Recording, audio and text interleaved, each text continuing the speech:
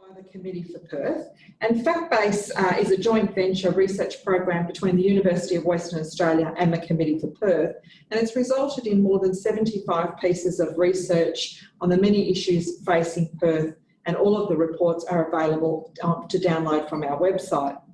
In this new initiative, FACTBase Talks, we're providing our researchers with the opportunity to share key pieces from their latest research. And in launching the program, we're going to hear from Gemma Davis, the committee's long-term contract researcher.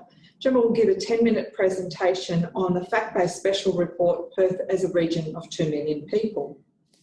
Thanks again. It's my pleasure to present this FACTBase Talks on Perth as a region of 2 million people. And just to start, I want to take a little step backwards. This research was initiated during the #Perth project, and particularly following the #Perth Reputation Survey. And the #Perth project really provided us, for the first time, evidence regarding perceptions of Perth compared to other cities in Australia and other major capitals. In particular, it showed us that Perth's reputation is founded around 4 key attributes, and they were Perth's environment, its urban and recreation attributes, its infrastructure and accessibility, and society and culture. And what people told us was that these attributes were perceived to set Perth apart from other capitals in Australia. So these 4 attributes, and most prominently the environment, which was Perth's key strength, they formed the basis of all of Perth's strengths compared to other capitals. Interestingly, respondents told us that Perth is different to other Australian capitals, and in a good way. And that these differences were founded on features such as Perth's spacious form, its small town meets big city lifestyles, its laid back lifestyles, its outdoor active lifestyles, the ease of getting around by car, quality of life, and all of these were perceived as major benefits for Perth. I think what #Perth also showed us, though, is that Perth has some perceived weaknesses compared to other capitals. And these weaknesses focused around key attributes, including its urban and recreation attributes and infrastructure and accessibility. So some of the same attributes that were strengths were also identified as weaknesses. Respondents identified Perth as the least vibrant capital in Australia. And some people continued to identify Perth as dull and boring. The CBD was criticised as lacking a critical mass of people and as lacking vibrancy. And people said it was dead and hostile after working hours, and Perth was also deemed car dependent and unsustainable. When we presented these findings at #Perth focus groups, the participants expressed a view that in Perth, attractions and vibrancy are found outside the CBD. That is, people said to us that rather than being less vibrant, maybe vibrancy in Perth is more suburban. And this really highlighted to me that there was a need to fact check perceptions of Perth. And it really also highlighted that we didn't have the evidence base available. It became evident that we should understand how perceptions of Perth are reflected in its urban form. For example, is Perth really that much lower density than other cities? How different is Perth from other capitals? And is there evidence that vibrancy in Perth is more suburban? Mapping land use, employment and activity intensity was identified as a simple and effective way to illustrate Perth's urban form and compare it to other capitals. And we decided to map Melbourne, Sydney and Brisbane as a way of comparison. What we found is that Perth is different to other capital cities. In particular, we found that Perth's patterns of land use and intensity are different in ways that were more than I anticipated, to be honest. Land use and activity in Perth is less centralised than in other capitals. Population, employment and entertainment densities are more dispersed rather than in nodes. Densities are more uniform, particularly population densities, which are depicted on this slide. And as perceived, Perth city centre is low in intensity. What we found is that there are multiple reasons for this, and they're interconnected. But a key observation through the research process was that unlike larger capitals, particularly Sydney and Melbourne, Perth was developed mainly in the 20th century and in the post-car era. Perth was a small city prior to the widespread adoption of cars.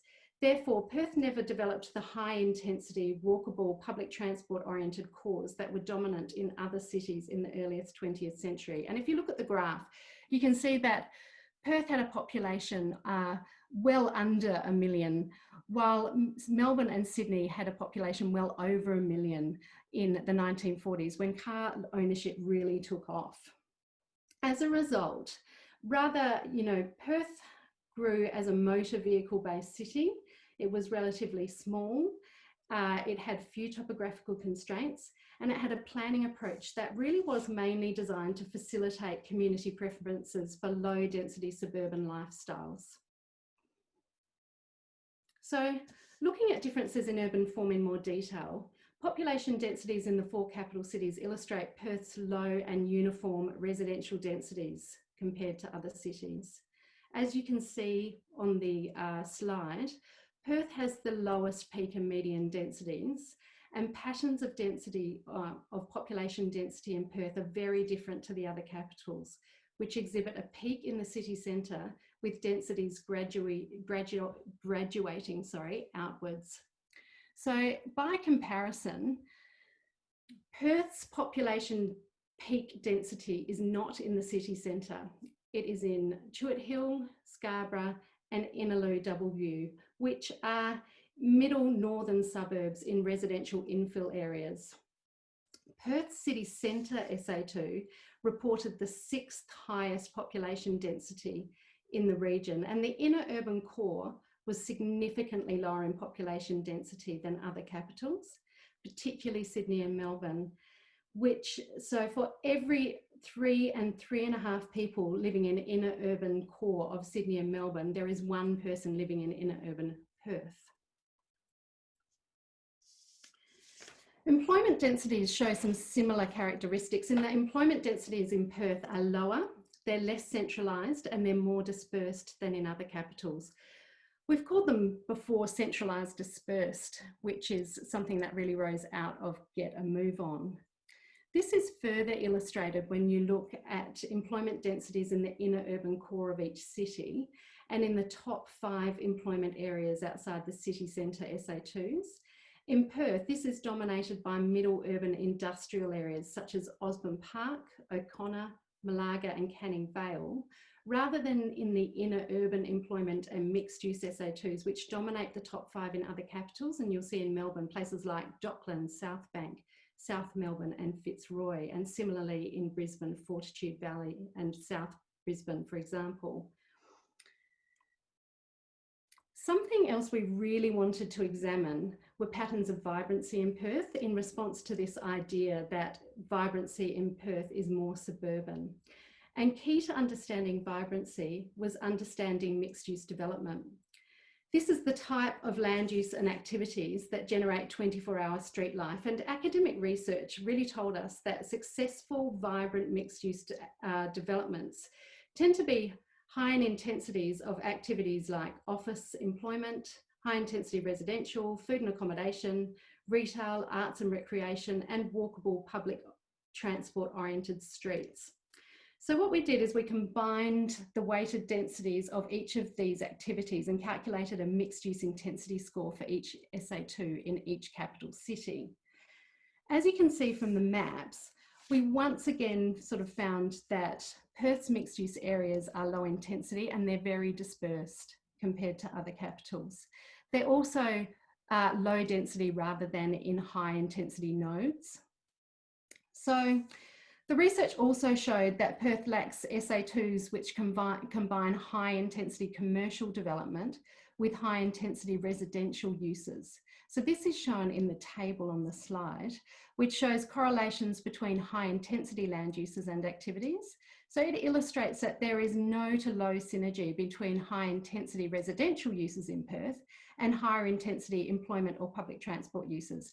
And this differs really significantly from Melbourne, which exhibits the strongest land use synergies and which we also found to have the highest intensity mixed use nodes. Once again, the dispersal and low intensity nature of mixed-use development in Perth is evident in the location and score of Perth's 2nd to 6th mixed-use SA2s, which are in inner to urban areas and are very low in intensity compared to the 2nd to 6th areas in other capital cities, as you can see from this graph. And Perth's second centre was Osborne Park Industrial. Once again, the dispersal of entertainment employment, including retail, food and accommodation, and arts and recreation, really illustrated Perth's low intensity dispersed form. Retail employment was particularly dispersed in Perth compared to other capitals. Perth was the only city where the retail core was outside the city centre, and the retail peak was actually in Osborne Park. And retail density is shown in the graph, the map, sorry, on your left. Arts and recreation densities were more comparable with other cities. However, peak densities were in Victoria Park, Lathlane, Burswood, rather than the city centre, arguably sort of lacking connection with the CBD. And food and accommodation was centralised, so the peak was in the CBD, but as you can see from the second map, it is quite dispersed. So in summary, the research really confirmed perceptions of Perth as a low intensity centre. And as #Perth research really highlighted, low intensity form is not all bad. It delivers benefits, including access to low density outdoor oriented lifestyles. We found that Perth was the most affordable capital. It was still the home of the Australian dream. It makes Perth easy to move around by car, and it gives people access to employment and entertainment options in the suburbs, so they don't have to go into the CBD. But I think we also know that it has costs. Perceptions of Perth as less vibrant on a year-round basis appear to be accurate. Evidence also indicates that Perth's urban forms delivers fewer lifestyle choices, habitat loss, shrinking backyards, and a high level of car dependence. These factors make Perth less appealing to young people, students and visitors, as we found in #Perth, and drive perceptions of the region as unsustainable.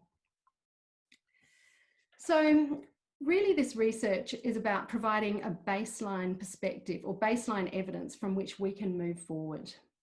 And looking forward, the research tells us that Perth as a low density city delivers costs and benefits, but the challenge really is to retain the benefits while addressing the costs. The Committee for Perth Research, through the Perth Perception Survey in 2012, 2015 and 2018, has really highlighted that Perth's people recognise the need for higher intensity, public transport oriented, vibrant areas as part of Perth's future. And they are rejecting low density as essential for Perth's future.